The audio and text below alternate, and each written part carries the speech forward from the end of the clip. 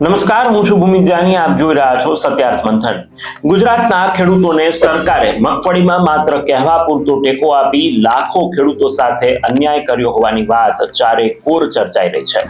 કારણ કે સરકારે ટેકાના ભાવે માત્ર 12.62 લાખ ટન મગફળીની ખરીદી કરવાનો નિર્ણય લીધો છે. મહત્વનું છે કે ગુજરાતમાં આ વર્ષે 22 લાખ હેક્ટરમાં મગફળીના રેકોર્ડ બ્રેક વાવેતરના પગલે કુલ સરકારે 66 લાખ ટનના વિક્રમજનક પાકનો અંદાજ જાહેર કર્યો હતો.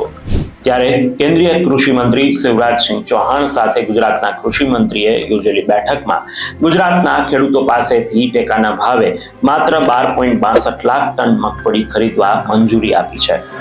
આ મંજૂરી બાદ ખેડૂત દીઠ સરેરાશ માત્ર 70 મણ મગફળીની જ ખરીદી થશે, જેના કારણે રાજ્યના લાખો ખેડૂતોને મગફળીમાં માત્ર કહેવા પૂરતો જ ટેકો મળશે, જેની સામે વિરોધના વંટોળની પણ શક્યતાઓ વધુ તીવ્ર બની છે. સરકારે ખેડૂતો પાસેથી ટેકાના ભાવે મગફળી ખરીદી કરવા માટે પ્રતિમણ 1453 રૂપિયાનો ભાવ નક્કી કર્યો છે. જે માટે તાજેતરમાં જ મગફળીના ટેકાના ભાવે વેચવા ઈચ્છુક ખેડૂતોના રજીસ્ટ્રેશન કરાતા આશરે ગુજરાતના 9 લાખ ખેડૂતોએ નોંધણી કરાવી હતી. તેનું કારણ એ છે કે માર્કેટિંગ યાર્ડમાં મગફળીના ભાવ સરેરાશ ₹1100 જ મળી રહ્યા છે.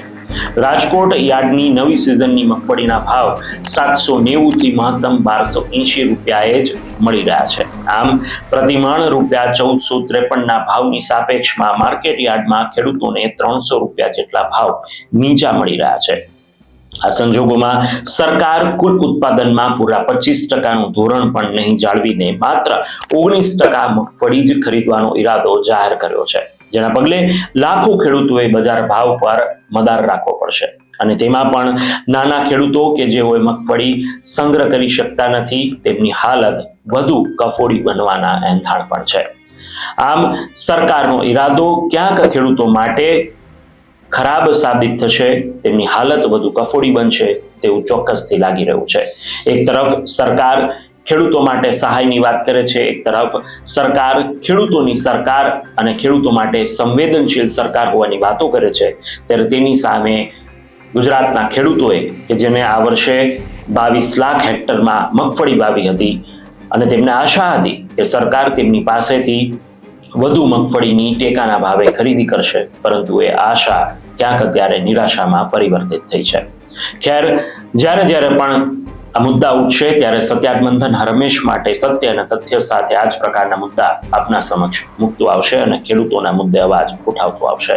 સત્યાર્થ મંથનની યુટ્યુબ ચેનલ સબસ્ક્રાઇબ કરવાનું અને બેલ આઇકોન પ્રેસ કરવાનું, સાથે જ સત્યાર્થ મંથનનું ફેસબુક પેજ લાઇક અને ફોલો કરવાનું અને ઇન્સ્ટાગ્રામ પેજ સાથે જોડાવાનું પણ આપ ચૂકશો નહીં.